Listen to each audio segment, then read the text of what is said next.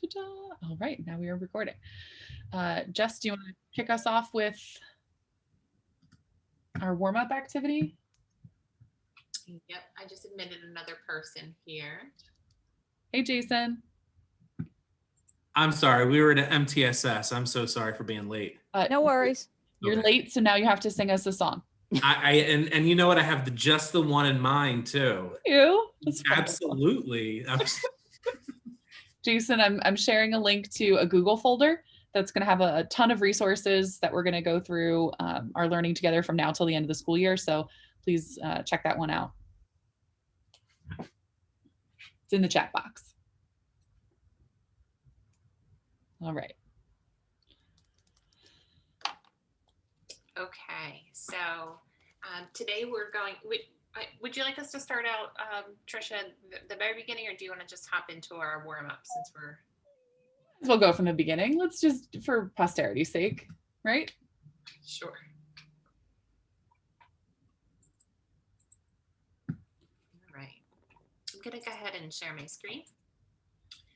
And as you know, when the screen is shared, you want to, it is loading, I'm sorry, it's taking a while.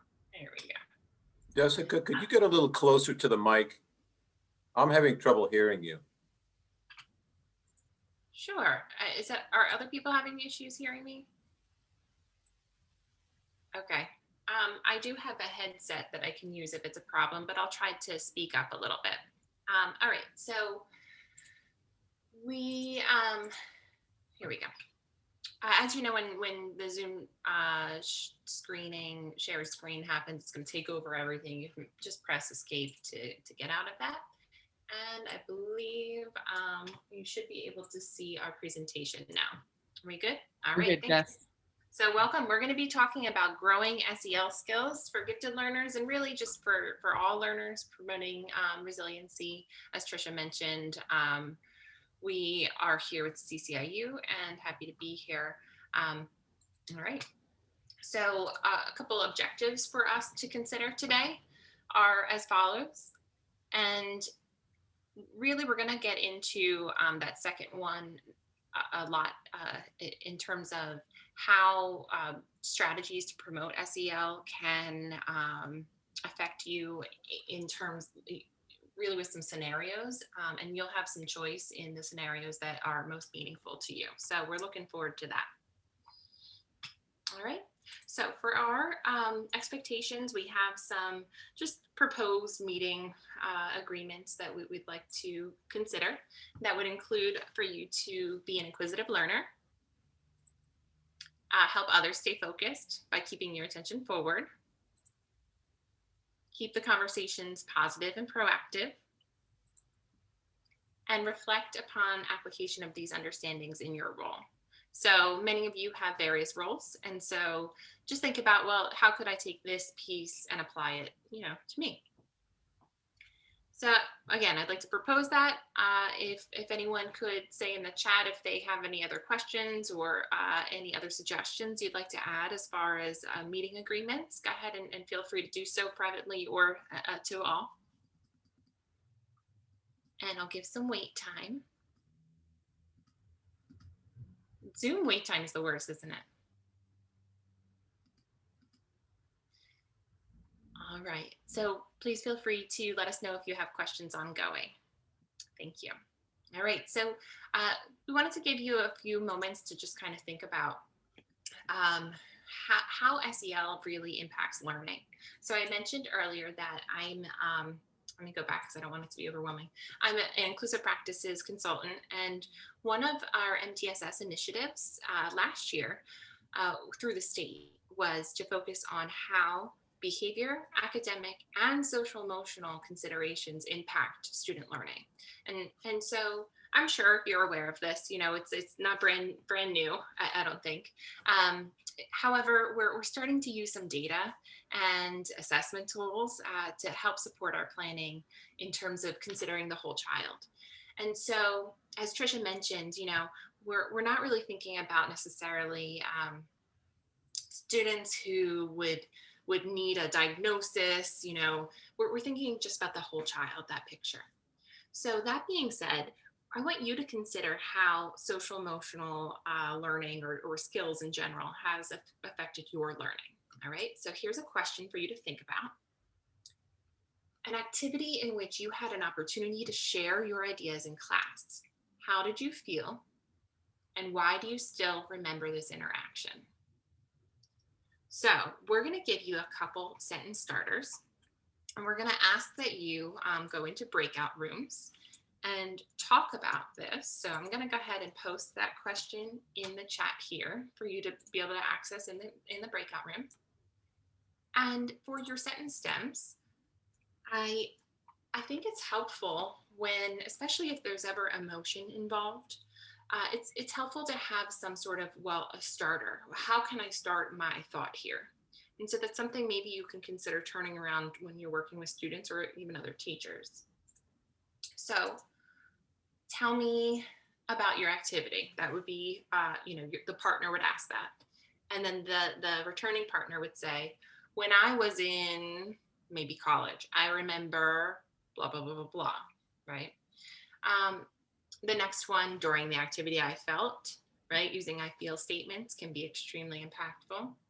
And why do you still remember? I still remember this interaction because blah, blah, blah, blah. All right. I know it seems pretty straightforward, but that simple scaffold can be very helpful. So I'm going to go ahead and paste that into the chat as well, so you'll be able to access it later. Are there any questions about this activity?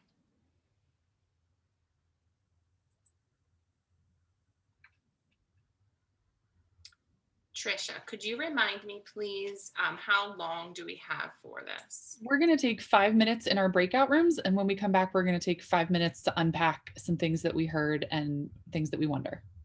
Okay, perfect. And I have some breakout rooms open. It looks like there might be one group of 3. However, I'm wondering, is there anyone we want to make sure? Like Sarah, should I? You can pull her out and make it all groups. Yeah, you can pull me out, please. Okay. Thanks. I'm gonna go ahead and put you in a room, but you just because you're already kind of in the mix here. But you can go ahead and ignore the invitation, if you will. Great, thanks. Yep. All righty. I think we're good to go. So I'm gonna go ahead and open the rooms. The room will auto close after 5 minutes, and you'll have 30 seconds to come back. All right, we'll see you soon.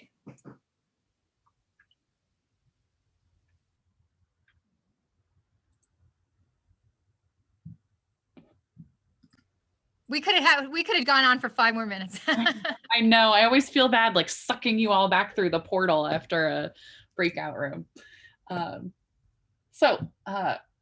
What were some things you heard as you considered your sentence stems?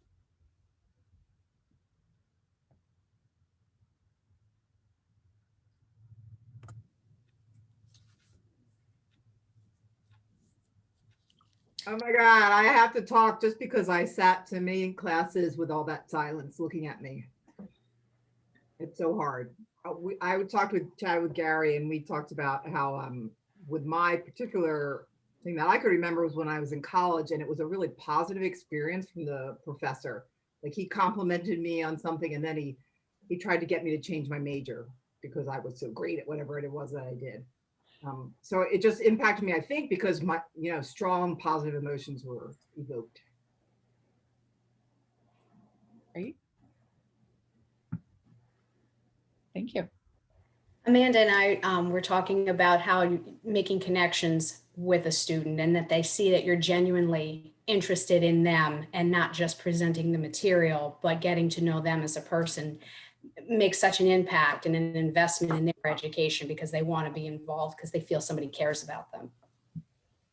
And kind of similar to that, Kathleen and I were talking about, I was in a grad, so it was probably my first experience. It was in a recent grad course a couple of years ago, where it was like the first time where I sat in a course where the environment was set up in a way that it welcomed, like, I was never one to speak up in college courses because you had your 3 plants who would do all the speaking. But he just created, it was an old retired principal, and he created an environment where that space was like welcomed. He would constantly say, let's hear from some new voices in the class. And it wasn't like putting someone down. It was like, let's get some multiple perspectives here. And that was something that I always remembered, even brought it into my own practice, was kind of like utilizing that environment, or encouraging that environment where everyone has a voice. Suzanne and I talked about how it was the negative experiences that we remembered. I went to Glen Acres, and I have a very strong memory of fourth grade and like a debate that I had to do. And I remember somebody presenting the other side, and I remember not feeling very good about it. And, just fourth grade, like there weren't a whole lot of other things that I remember, but I remember that it was a negative experience. And Suzanne doesn't like icebreaker activities. So Sarah, if you could remember that the next time you get the coaches together, no icebreaker activities for her, okay? Yeah, I always think about this, you start a new class, a grad class, or whatever it is, PD, and there's always this ice breaking thing in the beginning, and I know it just makes me uncomfortable. Like I'm ready to go jump into whatever it is that we're there for.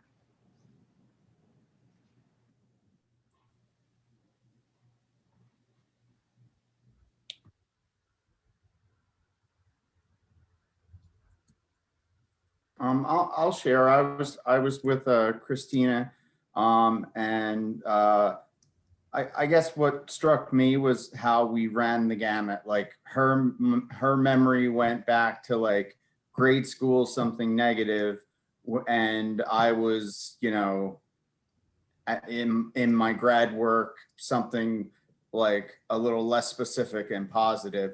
It's just funny the things that our minds kind of latch on to and years later. Amanda, did you want to jump in? Sure. I was just talking with Janine, other than we talked about our kids. But then when we got focused, we talked about, I'm obviously, those of you who know me I'm very outgoing. So I loved those icebreakers and I loved talking to different people. But I was told many times in high school by my math teachers that I just wasn't a math thinker, and that usually girls don't really learn math like boys do. And I was told that by several male teachers. And I think that kind of turned my, I wasn't good at math and I had like a not positive inner voice. And that changed, obviously, how strongly I feel about math now and teaching kids that struggle in math, especially girls, and that they can do it just as well as the boys can. Nice.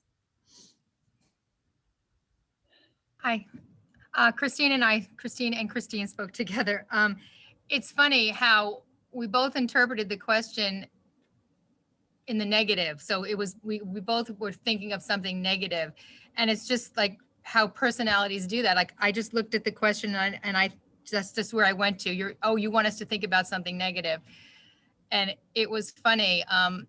And the coaches who know me, they're going to laugh, but I got voted best apple polisher in high school, so it's like no joke, no surprise. But it's like Susan said when. Wait, Christine, sorry, what did you get voted for? Best apple polisher. Apple polisher? Yeah. Okay. Back in the day.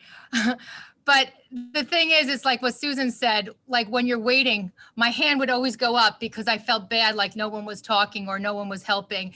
So I would always ask a question. And then, I mean, the coaches know, they tease me, like, does anybody else have a question?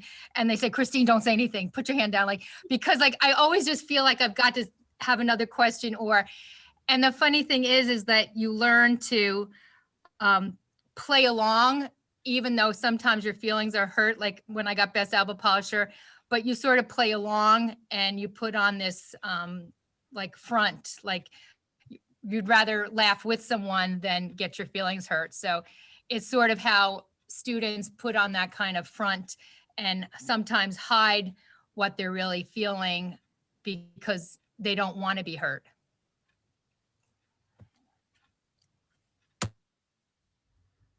Thank you all for sharing. I think every time I personally consider this activity, sometimes I come up with a positive one and sometimes I come up with a negative one. It's not that I come up with the same experience every time. So I think if you considered this question again in another week and another month, you may or may not have the same experience that you reflect on. So I think it's a good one.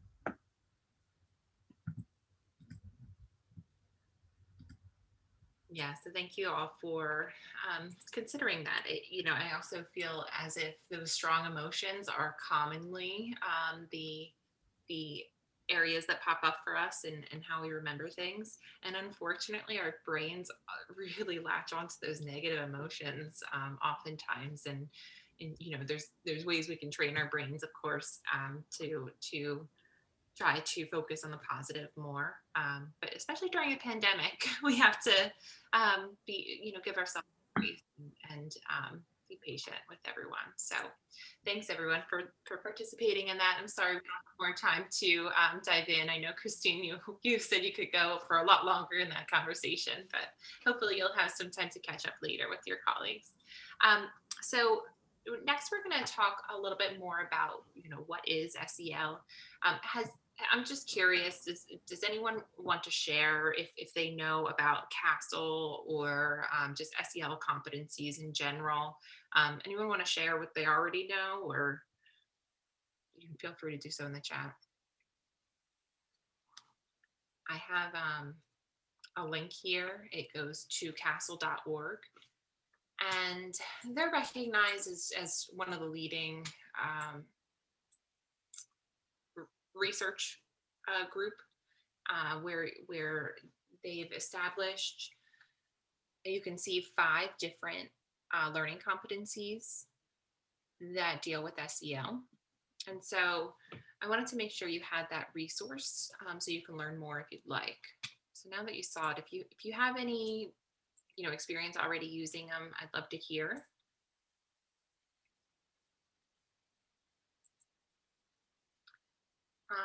And there are, of course, as with everything, there are, of course, considerations as far as other learning competencies that could be included or other focuses on research through other organizations. However, CASEL is one of those leading organizations that we've learned a lot from. So I'm going to go ahead and share my screen again. And in a nutshell, I'll just kind of describe each one of these. And so here you can see there's 5, kind of goes in a wheel there. The self-awareness will talk about how we recognize our own feelings, our own strengths, our own interests, things like that. And so commonly when we have young children, they're still working on that self-awareness. They're working on emotion identification. Yet we can go a little bit deeper as students develop, right? And so self-management talks about the regulation of emotions, how we deal with daily stressors. And we can, again, go a little deeper as students get older in thinking about maintenance or generalization of these skills across settings or across instances. The social awareness is taking account other perspectives. So someone had mentioned a college professor wanted to hear the perspective of others. So that's a very strong social awareness. Appreciate similarities and differences and learn from other perspectives. That would include that social awareness piece. Our relationship skills. So that, of course, is our pro-social behaviors, how we get along with others, how we interact with others collaboratively or positively. And then lastly, that responsible decision making. So here's where, are we making ethical decisions? I taught middle school mostly, and I'm going to tell you in that stage, students are really, you're looking at a blank screen. I just saw, sorry, I paused. In the responsible decision making, we are kind of strengthening our ability to solve problems, right? And so in middle school, I know that there are students who, really need to develop that problem solving, and they do so through experience. They don't always know what to do. So those are kind of, in a nutshell, the 5 social emotional learning competencies. All right, I'm going to stop share just because I know at least one person was having a little difficulty seeing this. Sometimes resharing helps. So give me just a moment there to reset here. Okay. Chris, how's that for you? Better? I mean, you don't have to stop on my account. It just says Jessica Hull has started screen sharing, but that's all I see. Jess, why don't you keep going? I'll try and help Chris. Okay, sounds perfect. Thank you. All right, are there any questions about these social emotional learning competencies? Now you have a little bit of background on where they came from. You have a resource where you can go find more info if you need it. Any questions, thoughts?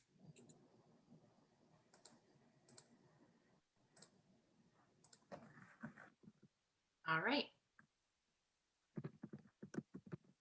So next, let's kind of remember, I was telling you, we have a lot more information at our fingertips these days, right? So through brain research, we are doing so much more imaging of our brains, and we've really learned a lot about how students learn.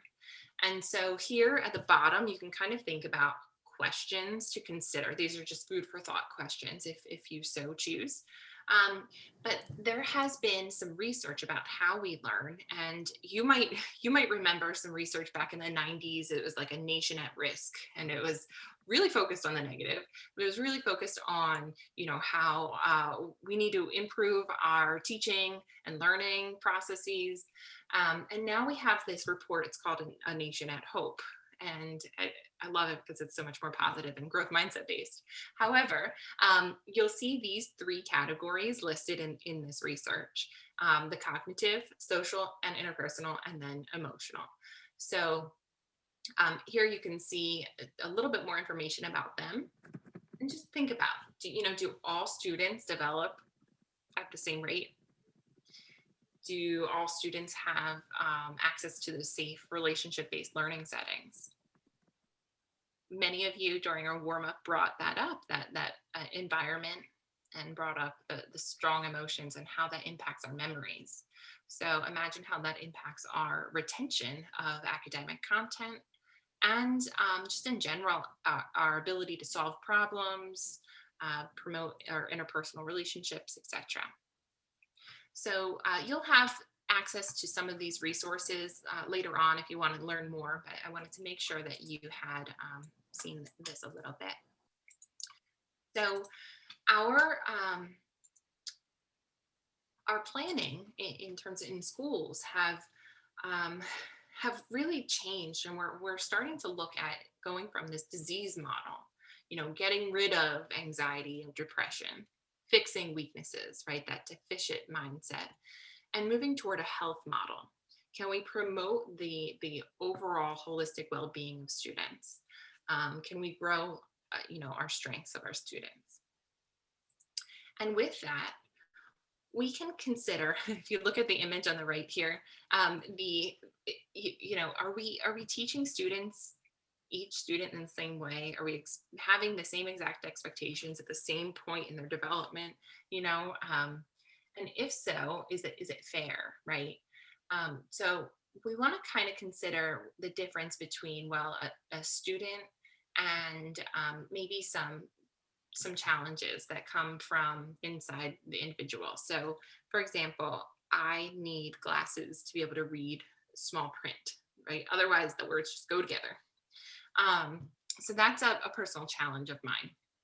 However, things that are outside of my environment, such as, outside of me, in my environment, such as the small print itself, could be altered for me to have better access. And when we consider that environment, right, that safe place and that environment in general, we want to consider reducing barriers so that students have a better chance at accessing in a safe manner. So there's this deficit response, let's fix the child. A grit response, right, to help build resiliency, of course, is important, but above all is the structural response. Let's remove structural barriers so that we can make sure all students are healthy. So that's just kind of an overview of sort of that foundation of how we can consider SEL and what we know now about social emotional learning competencies. So we're gonna switch gears and consider some barriers that might exist in the environment for students. If you have any questions, feel free to chime in. And I'm gonna turn it over to Tricia. Thanks, Jess. So what we'd like to do is just, if you could navigate to the next slide for me. Thank you, friend. We've thought about our gifted students, and we've thought about some really positive ways and some really negative ways that they could exhibit these attributes. So for example, if we consider high performance standards and we think about our gifted kiddos, everything has to be an A+, it has to be 100% all the time. Otherwise, what happens? So what are those potential problems when the attribute is either not supported or not developed? They can have that unhealthy perfectionism. They may exhibit severe procrastination because they're afraid it won't always be 100%. And it might cause really significant mood swings where they're really, really happy about a grade one day, but they may be really, really upset with a 99, a 98, whatever it is the next day. So these are some potential problems that could come out of that high performance standard that they set for themselves. Now, it could be a parent telling them that they have to meet that. It could be just perceived high performance standards, but wherever it came from, the students have this attribute that is affecting their thinking. And what we'd like to do is we want you to consider how you would reshape the environment for the student to lessen the effects of that mood swing, that perfectionism, or that procrastination. So let's talk as a group. What are some things that, if we're noticing these traits in our students, what are some things that we might try to reshape the environment for them?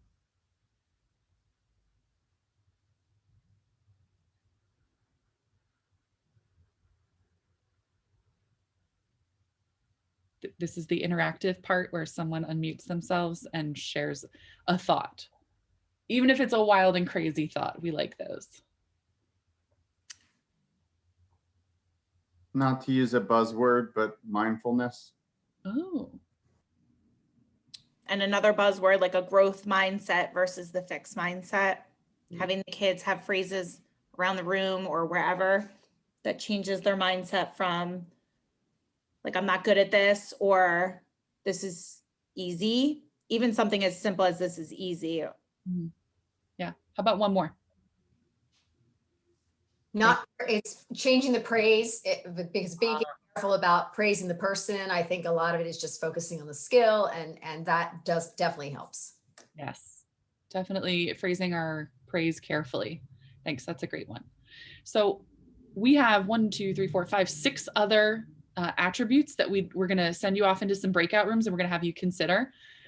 If everyone can navigate to the folder for today that I shared, I'm gonna post it one more time. So you're gonna wanna jump into that Google folder. And in the Google folder, there's today's session 1-6. Thanks, Jess. And we're gonna go into reshaping the environment activity. Perfect. Jess, you're such a good co-pilot. Thanks for navigating for me. So we're gonna put you into some breakout rooms. You're gonna need to remember what your number is just so that you can collaborate on the same document with your partners. So be that one person who's gonna remember for your breakout room, which room you're going to, okay? And then what we'd like you to do is pick any 2 attributes from the 6 that are remaining, any 2 that float your boat that you may have some personal experience with, or ones that you think you have a creative way for addressing. Let's do 6 breakout rooms, Jess. And that way we'll have like 3 to 4 people, I think, in each room. All right, so again, pick any 2 of the attributes that you like. It's the same, there should be on each breakout room, it's a table. Pick any of the 2 attributes that we haven't already talked about and tackle those with the people in your breakout room. I'm gonna give you, refer to my notes here. I'm going to give you about 10 minutes to unpack those two attributes, and then we'll come back. We'll give you 30 seconds to jump back in after your 10 minutes to discuss. Does anyone have questions about what we're doing?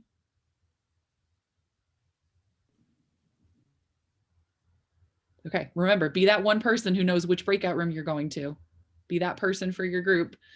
Pick two attributes, take some notes in the table, and then we'll come back together in 10 minutes. Okay. See you in a little bit.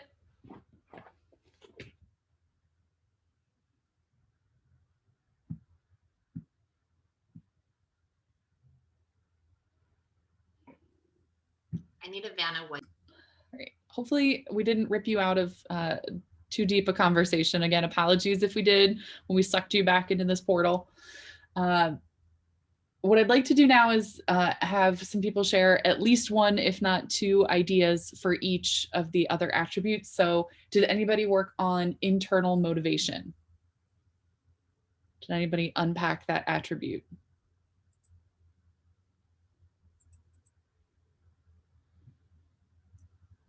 My group did. Susan, do you want to share one of the things you put in reshaping the environment? Growth mindset and risk-safe environment. Yeah, growth mindset's a really powerful tool, and it can definitely be applied to a lot of different places. Thank you. How about emotional intensity? We had talked about using the zones of regulation. We've been trying to focus on that and use common language among the school. We also talked about that, kind of piggybacking off of what Ryan said. We also talked about like play-based learning and working through the kids' emotions, whether that was through play, like in the younger grades. And then Mariana talked about, and I totally said your name wrong, sorry, Christiane, talked about bibliotherapy, which using characters to communicate your having the kids communicate their emotions, and if they're hurt by others, how they can process through that. Great, thank you. How about empathy? Did any of our groups tackle empathy? We were talking about clarity on that, actually. So did you want us to interpret it as like if somebody comes to you and they're upset and they're venting and unloading on you, and then you take it so strongly now that you're holding their problem? I don't know, we were trying to figure out how to interpret that. There's no wrong way to interpret it. However, you see that manifesting in your students. So,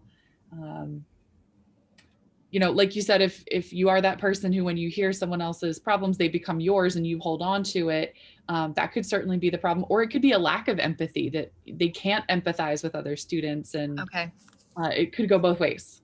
Mm-hmm.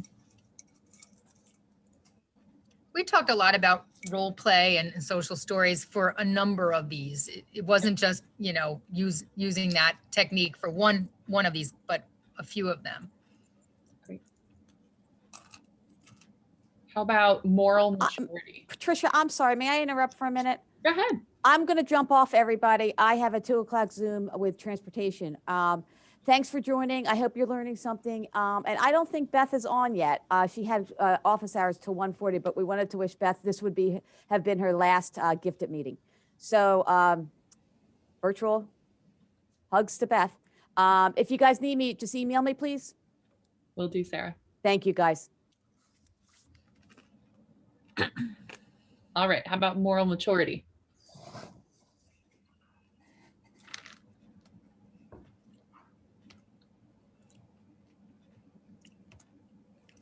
We said making students aware of their privilege, and again, we use social stories and just different role play on how you would feel. Thank you. Which groups tackled self-actualization?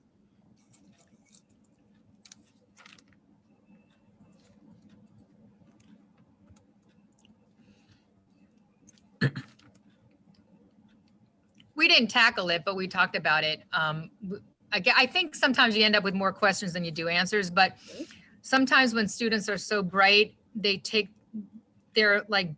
old, they're born old, and they take on so much at a young age. And so cognitively, I mean, they might be bright enough to understand it, but emotionally they're not. And so it's that balance. And I don't think you can't really age someone beyond ahead of their years in certain ways. So sometimes it just takes a while to catch up. I don't have an answer. That's just my. Are there any, if you were to consider backward chaining, right? So are there any skills that students might need to have ahead of time, for example, to help support them, Christine, when they sort of catch up, right? What do you all think about that? Any strategies that might be helpful to just sort of plant those seeds? I think it's important to give kids outlets early on. And I'm thinking of that for like the last three things we talked about. When they do have this, like, maybe not a rigid sense of justice, but when they're seeing right and wrong, or they're seeing things that they're empathizing with and they feel a little out of control. I mean, I think with our enrichment mods, we do try to give them opportunities to make a difference in some way. And it's scaled back with younger kids and what they're able to do. But I think that's powerful and important even early on. I like that. I also feel like I have to say with the group of students I have overall, they're pretty well adjusted, but some of the problems I have had in the past, and I do have a student right now, and sometimes, you know, we're all human beings and we get aggravated. And I feel one thing that is so important is to train students to listen, and almost not to the point of what did the other person say, but can you respond? Are you listening? Because some of them have, and in particular one student, I'm thinking, my opinion, this is my opinion, and then I go back to my headset, or I go back to, I'm not really paying attention to what anybody else is saying. And it's a consistent behavior that is obviously very frustrating and defeats the purpose of the interaction but sometimes I do feel it's very hard for them to really, and maybe it goes back to understanding other people's perspective, but the inability to want to listen to another, especially if they strongly disagree. And that's, I think, where we're trying to get the heart of a conversation, a debate. And in the gifted, in particular at the high school level, we are talking about all different topics, and they do cover the gambit, whether it's religion, politics, current events, and you have to learn how to articulate in a rationed, reasoned way and to listen. So that's, I think, one skill I'm trying to teach. Thank you. How about anything for resiliency?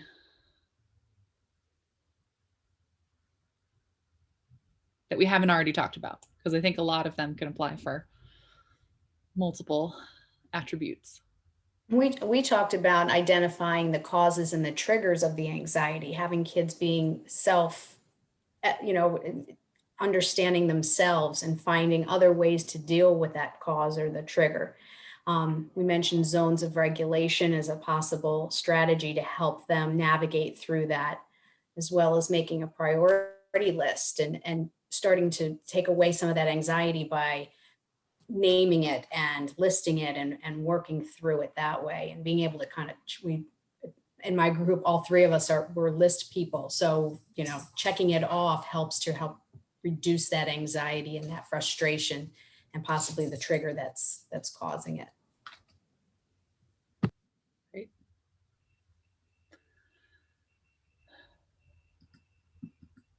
Right. Thank you, everyone, for jumping into that activity with us. We're going to move forward and talk about a specific problem that might occur when any one of these attributes crops up.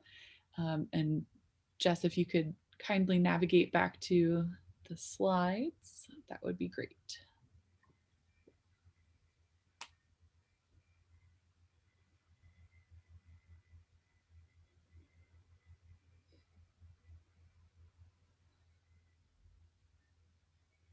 Okay.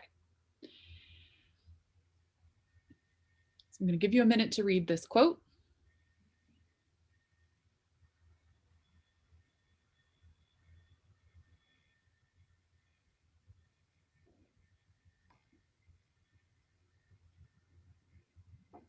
So you don't have to actually raise your hand, but you can raise your your personal hand.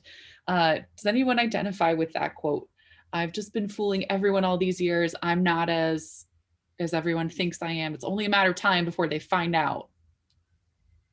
They learn the truth that I'm really not as they think I am. Maybe you have some students who feel that way.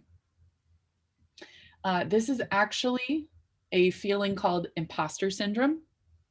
And while there is no medical diagnosis or psychological diagnosis for imposter syndrome, it is recognized that a lot of students, particularly gifted students, feel this way. And I think gifted friends, we were beginning to unpack that like this time last year, just before the shutdown happened in our gifted meetings. So I think this is a really important piece to talk about as we're considering social emotional learning for our gifted kiddos and how they might feel this way. Jess, if you can go to the little cycle there on the next slide. Awesome. So this is the cycle. Starts with something the students have to do. They get anxious about it. Maybe they're doubting their ability to complete it in such a way that would get them that 100% that they're always expecting because that's what they're used to. And either they over prepare and stress themselves out with staying up all night for multiple nights, weeks on end, getting it done, or they push it off for a really long time. But either way, they feel relief once it's done, once it's turned in, either because of effort or because of luck. But they may ignore or push back that feedback. Like, I don't really deserve that feedback that I just got from that thing that I just did because I procrastinated and I got lucky, or because it took so much work. It really doesn't, oops. Thanks, Jess. It really doesn't indicate the effort that I'm capable of or how smart I really am. So it's this cycling back through, and sometimes it takes the procrastination or the over preparation side of the coin, but it kind of fuels itself every time they come up to a big project. So I know we've talked about before, gifted colleagues, that you have some students who wait till the last minute to turn things in, or you have students telling you that they stayed up night after night for really long hours working on something to turn it in when it's, I don't want to say not worth the effort, but didn't need that kind of time commitment from the student. So this is a nice graphic for the cycle. And Jess, if you want to navigate to the next slide for me, please. There are 5 different kinds of imposter syndromes. The first kind is our perfectionists, that any mistake they make makes them doubt that they really are smart, that they're gifted, that they belong, that they're worthy of being there, makes them doubt their accomplishments. Next group is our experts. They feel like they have to know everything about every subject that they're in contact with before they can really begin to do the work. The third one is our natural genius, people who things came to very easily, and they feel that when they have to put in the work to learn something, that they're not smart because they actually have to try. and their brain tells them, oh, that's proof because it actually has to think. It doesn't just click for them that they're an imposter. The fourth kind is the soloists. They feel like they want to ask for help, but in asking for help, they think that you might think they're a failure, or that society will see them as a failure because they couldn't do it on their own. They couldn't figure it out for themselves. So they have to work alone, even if they don't want to, on a task. And the last type is our superheroes, supermen and superwomen. They feel that they have to be our overachievers and do everything, sign up for every club, be really good at everything, play on all the sports teams, be in choir, be an art student, play in the band, speak the languages, be in the chess team. And they're going to feel really stressed out in that balance of school, home, possibly even a job, work, social life, because they're doing everything just by the skin of their teeth and not able to really delve deeply into something that they're truly passionate about. So those are the 5 types of 5 groups that could be affected by imposter syndrome.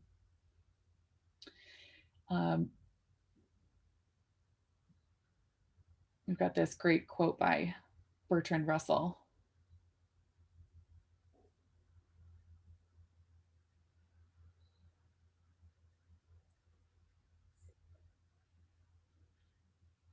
So some strategies to support imposter syndrome. Again, it's not an official diagnosis, but psychologists are recognizing it. It is real. It does affect students.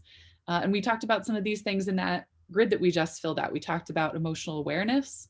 We talked about knowing that concept of self. We talked about using stories and bibliotherapy to put context around things and context around the importance of things for students.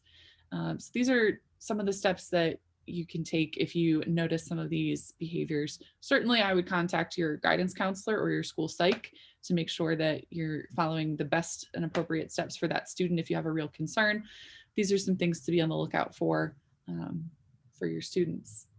Jess, anything I missed on imposter syndrome? I was going to mention the same, that many of the strategies that you discussed earlier for supporting the learning environment would fall into play here. So kudos to all of you. A couple of other considerations might include, I know you talked about being aware of triggers, identifying triggers, things like that. But also kind of being aware of some patterns of thought patterns, and flipping the narrative, so determining what is real, what is possibly something that is kind of bubbling up, separating those feelings from fact. When I say flipping the narrative, what I mean is, could you argue against your perspective here? That takes some practice. What are 3 things that might rationalize the thought that you're having, that thought pattern? Rewarding yourself, setting goals and making sure that we're giving ourselves lots of rewards to support ourselves.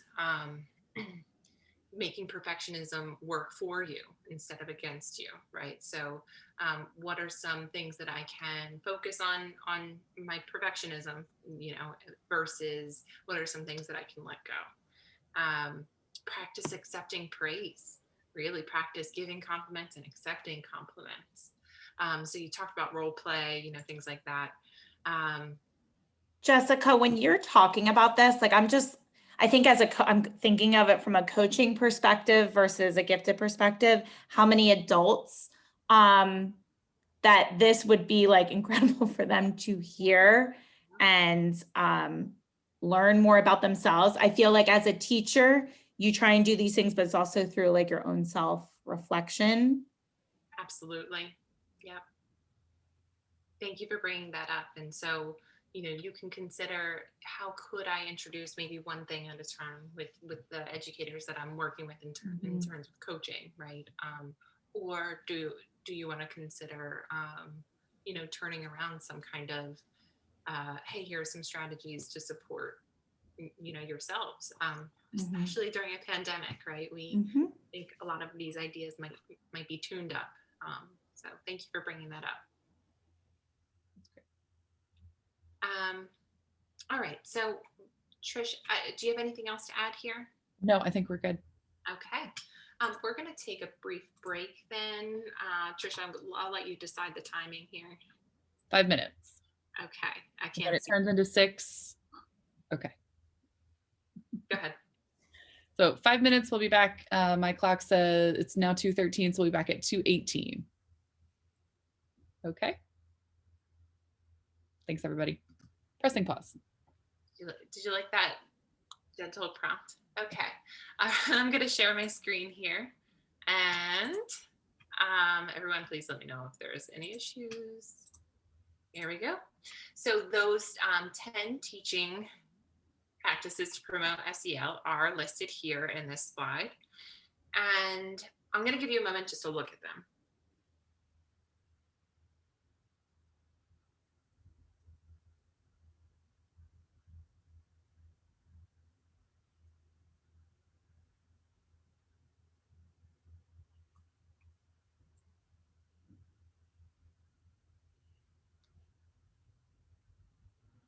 Okay.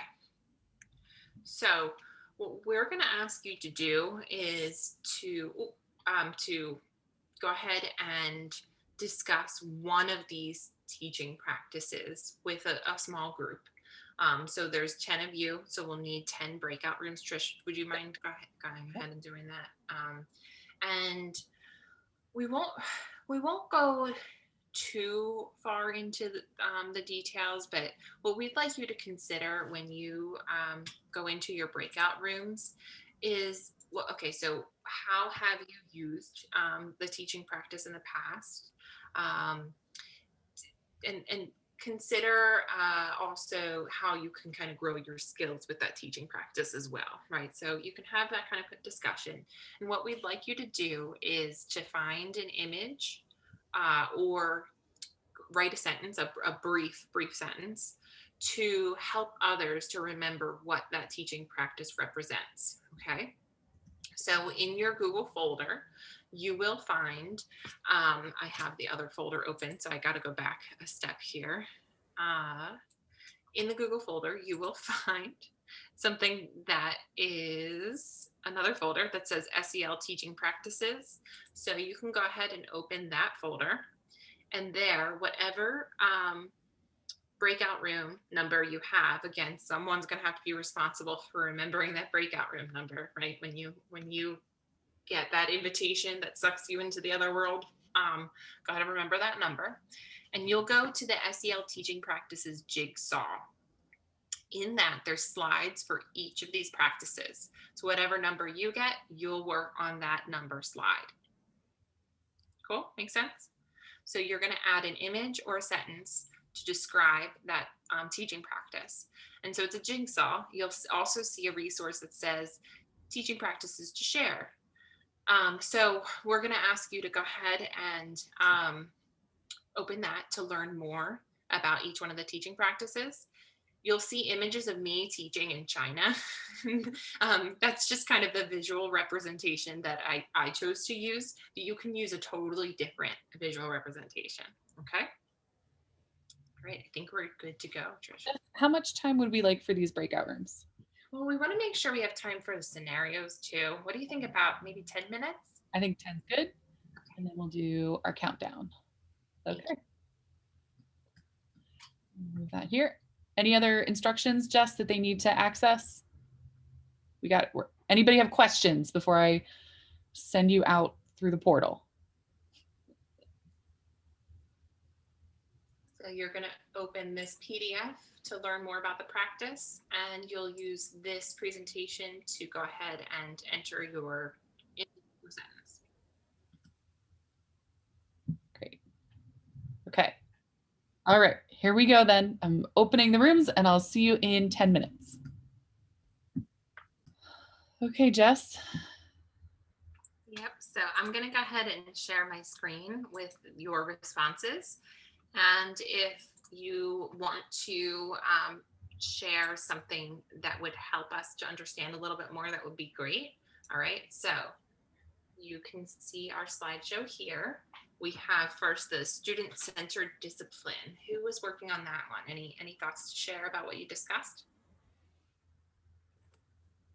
I will. Dave was with me and Beth was with me. We got to chatting, and so we didn't quite get our response in just in time. But the main thing we said, especially with the gifted, we don't really have too many discipline problems, but we usually try to create an environment where the kids feel safe, they're interacting with one another, we're interacting with them. And so that disciplinary problem, so to speak, might not be there as much as say in a regular classroom setting. I mean, our main thing was we set the expectations for them. And, you know, usually with our gifted students, they try to strive to live up to those expectations, that internal drive that they have. And we also, you know, as we said before, we try to make connections regularly with them. We talked about, you know, when we're on the Zoom, when they first come on, a lot of times we're just interacting one-on-one with them. Dave said, you know, once we would go back to school, we could possibly be standing at the door and just interacting as they're coming into the room. So we have those connections being made with the students.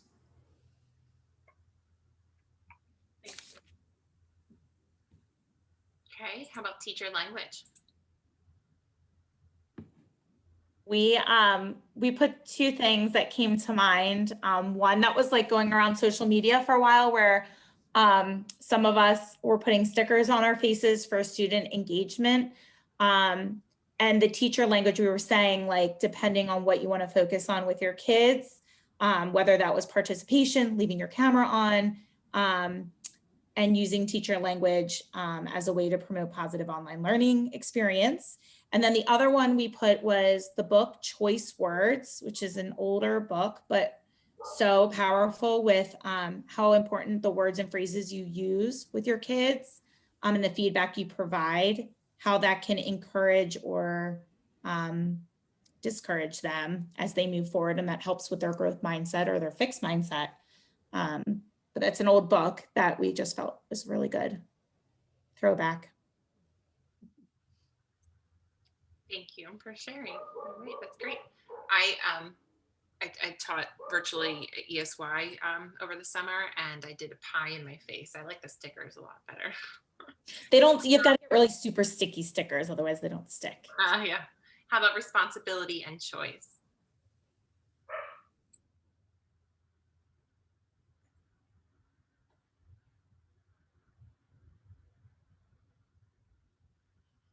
Did anyone have this one? Okay, how about warmth and support?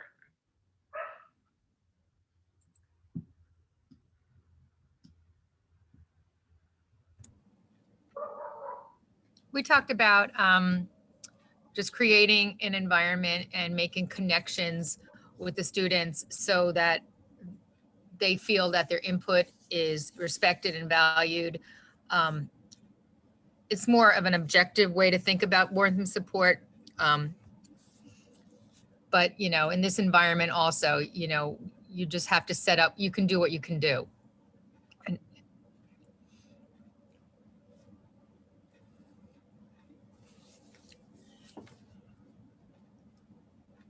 I think Jess might have popped off for a second. I don't think we had anybody do number 5. I think we actually made one too few breakout rooms. That was my fault. How about the next group, which I believe was, oh, I can't read it, it's too small on Jess's screen. Classroom discussions?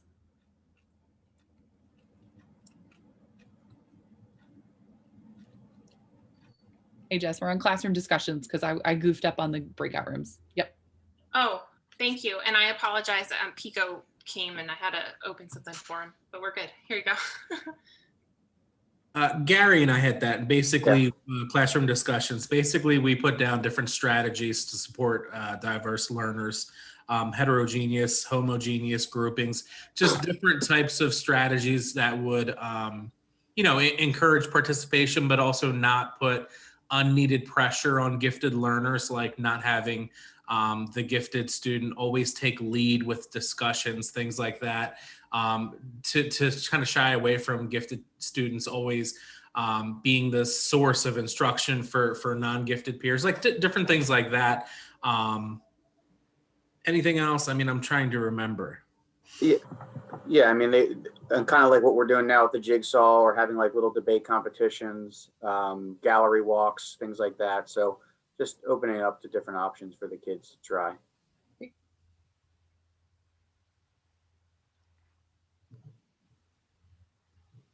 How about the next one, which is self-assessment and self-reflection?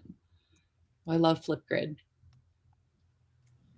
So my group talked a lot about, obviously the use of rubrics and checkpoints along the way if you're doing, project-based learning, as well as reflections, self-reflections along the way, as well as after, a large project. But we really focused a lot on the importance of using, some of the tools that we've been really familiar with, like Schoology or Seesaw, and Flipgrid, to have students give each other feedback and really have some of that peer conferencing type of interactions.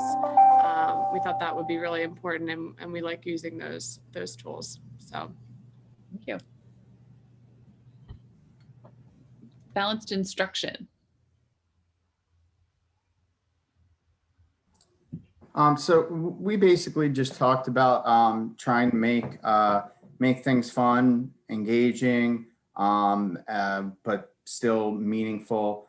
And one way to do that with something like Kahoot, with any of those types of kind of classroom gamification things, is to use it with the students, but then also empower them to turn around and create their own and share their work and their kind of experience using that different software or whatever it is. I think that's pretty much everything we talked about. Awesome. About academic press and expectations. Sorry, academic press and expectations was about structuring learning, as well as how to discuss application and the effort of students towards their work. So the teacher would be modeling the connection between effort and outcome.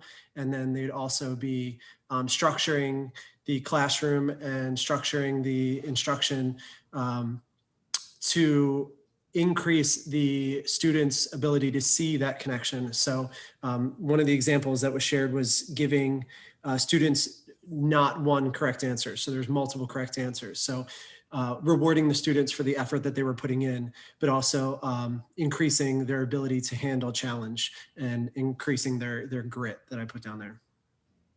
Great, love it, thank you. And last one, competence building. Oh, I love a good graphic.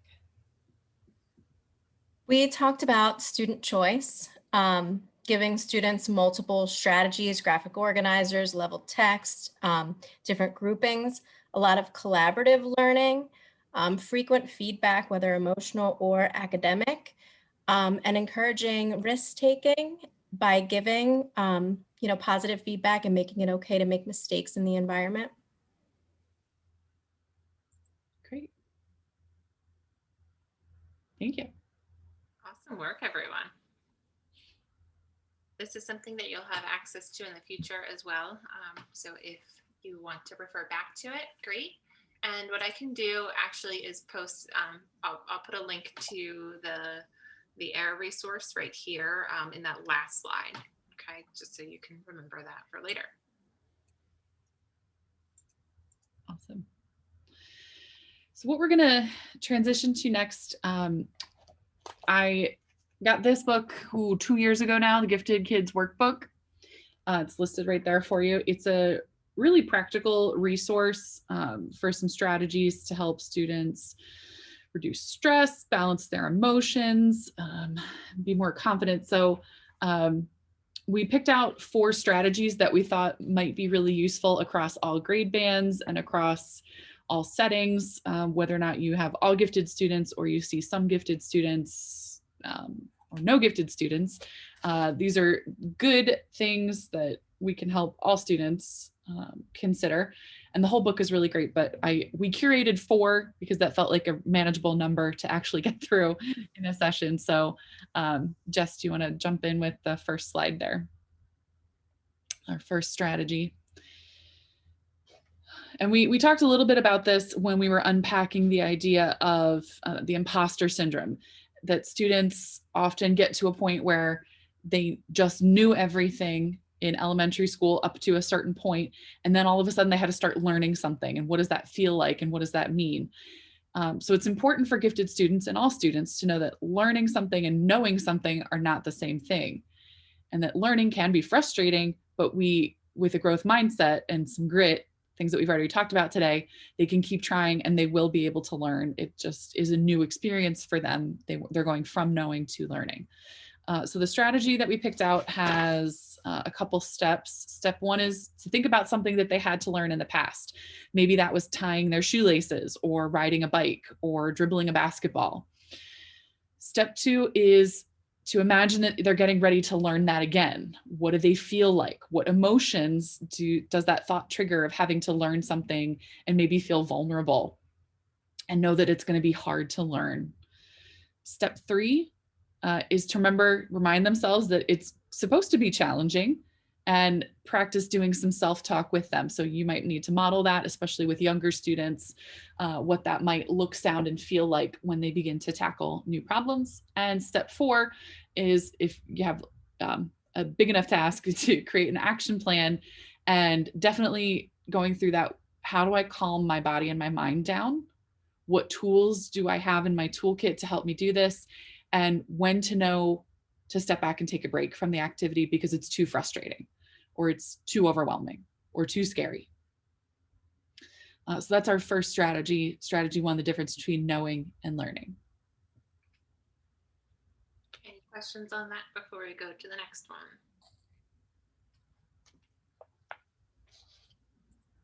All right, so you might want to consider explicitly teaching some of these skills, especially for our younger students. All right, strategy 2, coping with frustration. So in the book, she writes, everyone gets frustrated, right?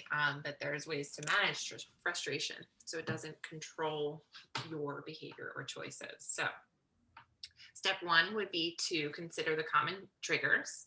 I think this is not new to some of you. Step 2 would be, what are some stories or phrases you tell yourself when you're frustrated? So, I'm an idiot. How many? I know I'm guilty of it. I tell myself I'm an idiot, right? And I've curbed it a little bit, but luckily I have lovely colleagues who catch me and say, all right, turn that around and say 3 things that are positive or something like that. So think of evidence to prove your story or phrase is not true. This is that flip the narrative. So if I'm an idiot, how could I have solved that huge problem yesterday? Okay. And then lastly, in frustrating moments, remind yourself to flip that narrative. Consider using a T-chart to jot down your evidence to practice the skill.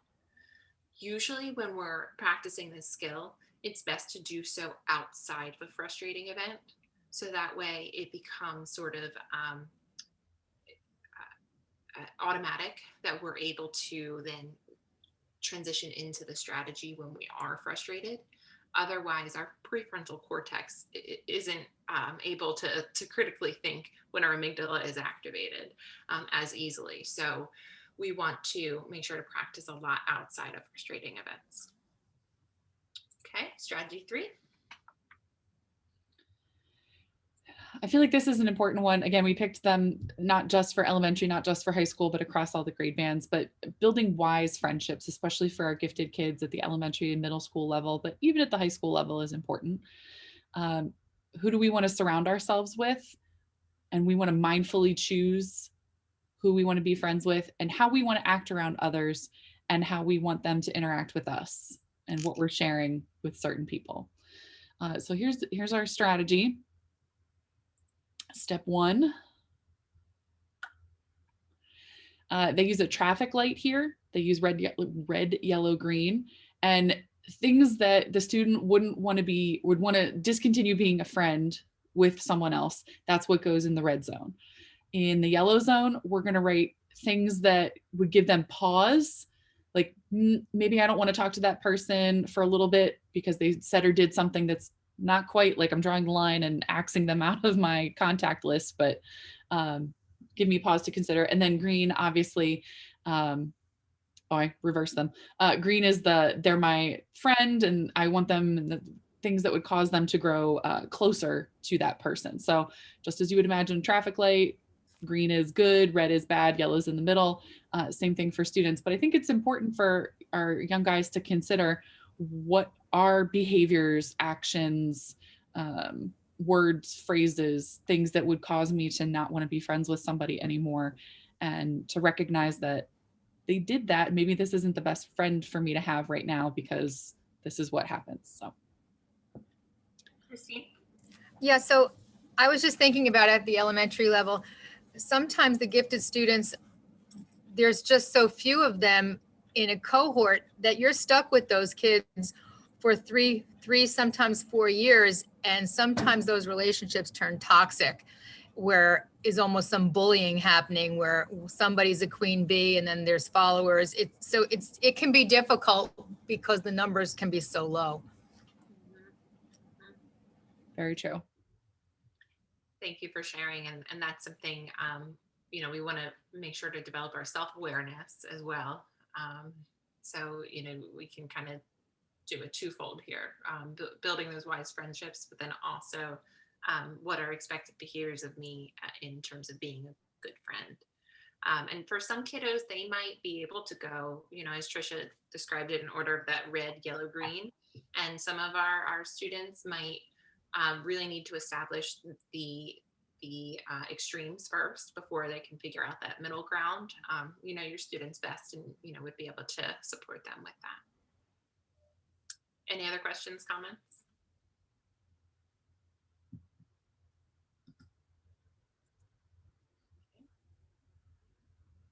And then lastly, we talk about advocating for ourselves. So here for these steps, if I can get it to click, there we go.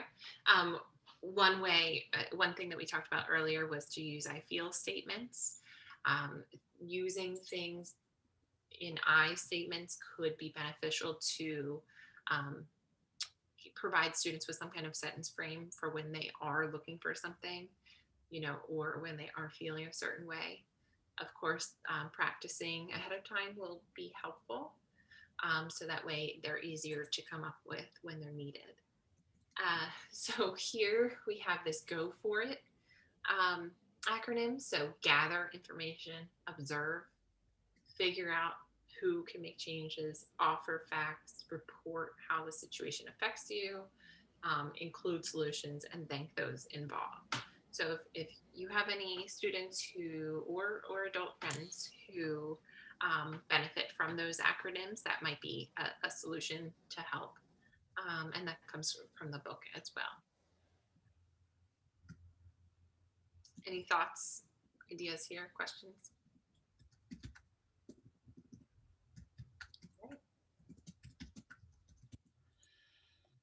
I think we have enough time for vignettes. Nailed it. All right, so this is another book, and I apologize that I didn't post the link. I will post it in the resources that we're sharing. This is an emotional intensity and gifted students book, helping kids cope with explosive feelings, by Christine Fonseca. Christine seems to be the name of the day, so must be a good resource. We have a lot of Chris's and Christines in the group today.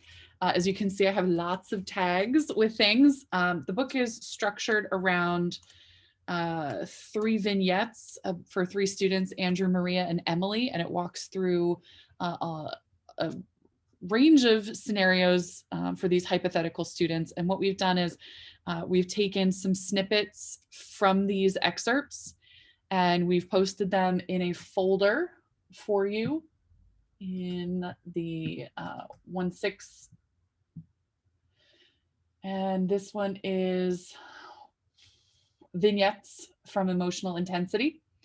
So what we want you to do is there are high school, middle school, and elementary based. You can choose the one that's most appropriate for you, or you can go outside your comfort zone, the students that you work with, and pick a different group to work with if you'd prefer.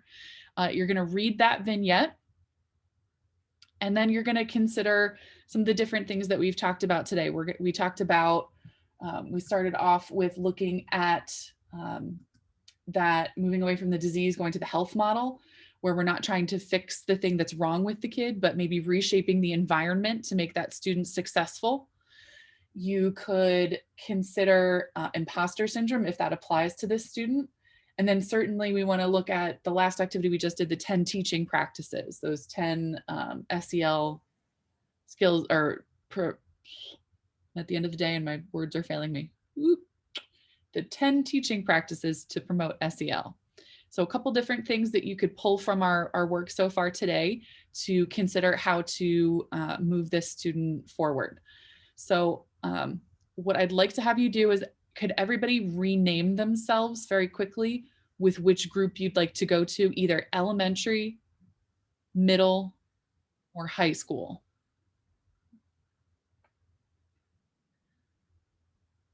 So again, rename yourself for me, quick, faster than a hurry. That'll help me make breakout groups.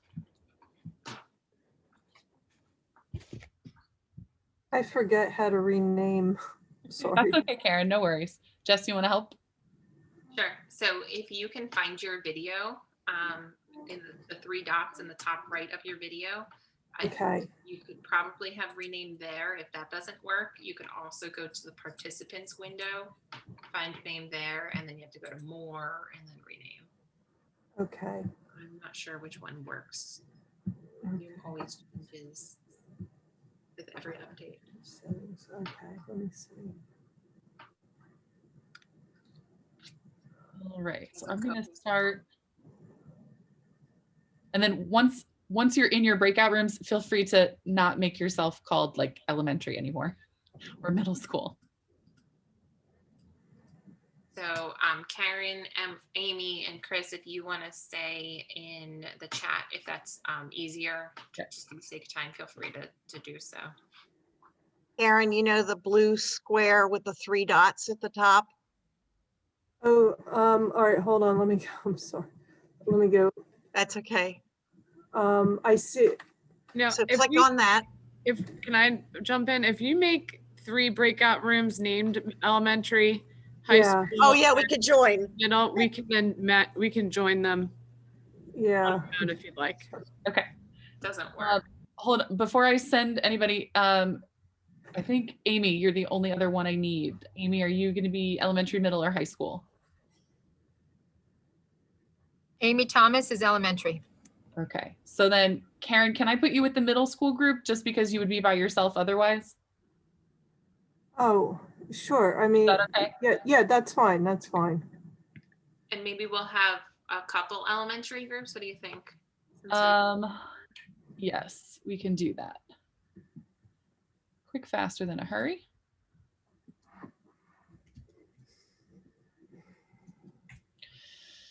Okay.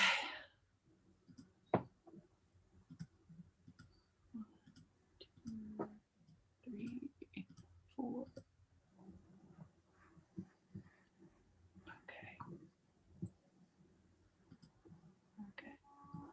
Okay, and there. I think we're good.